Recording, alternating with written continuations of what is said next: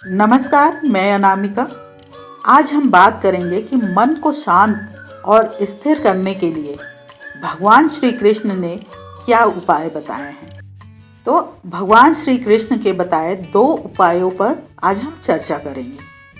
किसी भी चीज को समझने के लिए सबसे पहले मन को शांत रखना चाहिए और फिर काम पर ध्यान देना चाहिए, क्योंकि हम मन से ही प्रश्न खोज लेते हैं और मन में ही जवाब देकर बैठ जाते हैं। भगवान श्री कृष्ण ने मन को शांत रखने के लिए 2 बातें बताई हैं। श्रीमद् भगवद गीता में भगवान श्री कृष्ण कहते हैं, मन का बेचैन होना उसका स्वभाव है।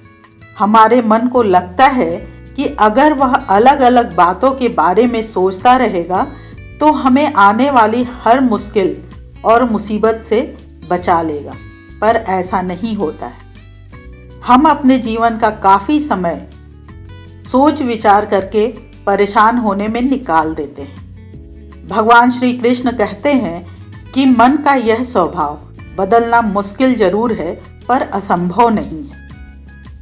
अच्छा, अब आप एक बात बताइए, क्या आप कौवे को कह सकते हैं कि काँव काँव की आवाज़ न करे? या फिर क्या आप किसी मेढक को कह सकते हैं कि वह पानी देखते ही ऊंची छलांग न मारे? हमारे मन का भी कुछ ऐसा ही हाल है। जीवन में कुछ भी अच्छा होता है या बुरा, हमारा मन उस पर काँव काँव जैसे कौवा करता है उसी तरह उछलने लगता है। काँव काँव से मेरा मतलब है चिंता करना, व्याकुल होना। कोई बुरी बात होती भी नहीं है और मन परेशानी की ऊंची ऊंची लपटें लेने लगता है। कभी कभी तो मुझे ऐसा लगता है कि हम में से कई लोग सिर्फ परेशान होने के लिए जीते हैं। सारी परेशानी, पीड़ा, दुविधा अक्सर हमारी मन की बनाई हुई कहानियां होती हैं। भगवान श्री कृष्ण हमें हमारे मन को शांत और स्थिर करने के लिए उपाय बताते हैं। वह पहला है ध्यान लगाना या मेडिटेट करना। दूसरा है वैराग्य भाव सीखना। अब आप ध्यान या मेडिटेशन शब्द सुनते ही आप में से कई लोग कहेंगे कि आप आंख बंद कर सांसें अंदर बाहर नहीं ले सकते। यहाँ हम सब गलती कर बैठते हैं। मेडिटेशन का या ध्यान का मतलब सिर्फ आंखें बंद कर बैठना नहीं होता। मेडिटेशन का मतलब होता है अपना पूरा ध्यान किसी चीज पर लगाना और उसे हटने नहीं देना। अगर आप रोटी बना रहे हैं तो सिर्फ इस बात पर ध्यान दीजिए। अगर आप पिक्चर देख रहे हैं तो अपना पूरा ध्यान वहीं दीजिए।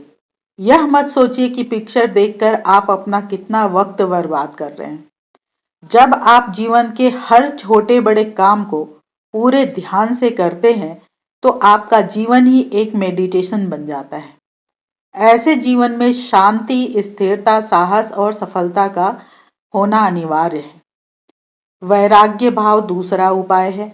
वैराग्य का अर्थ यह नहीं कि आप सब कुछ छोड़कर जंगल में जाकर बैठ जाएं। वैराग्य का सच्चा अर्थ है आप जो काम कर रहे हैं उसका क्या नतीजा या रिजल्ट निकलेगा उसकी चिंता न करें। जैसे अगर आपने कोई इंटरव्यू दिया, आप यह कर सकते हैं कि पूरे मन से तैयारी करें और अपना सबसे बेस्ट देने की कोशिश करें। वह नौकरी मिलना या न मिलना आपके हाथ में नहीं है। इस नतीजे के पीछे अलग अलग चीजें हैं जो आपके बिल्कुल कंट्रोल में नहीं है। जो जिस चीज के बारे में आप कुछ कर ही नहीं सकते उसके बारे में चिंता भी ना करें। यही वैराग्य का सच्चा मतलब है और यही है भगवान श्री कृष्ण का दूसरा उपाय, मन को चिंता की लपटों से बचाने का। याद रखिए, आप पूरे के पूरे इंसान हैं, समझदारी, संयम और कुशलता से भरे इंसान। आपका मन जब भी कौवे की तरह अलग अलग बातों पर आपको परेशान करने लगे, तब अपने मन को भी प्यार से समझाइए और शांत कर लीजिए। बस अपने ऊपर विश्वास रखिए कि आप कभी अपना बुरा नहीं होने देंगे। इस तरीके से हम अपने मन को शांत और स्थिर कर सकते हैं। भगवान श्री कृष्ण का बताया यह उपाय हमें अपने जीवन में लागू करना चाहिए। इसी के साथ मैं अपनी वाणी को विराम देती हूँ।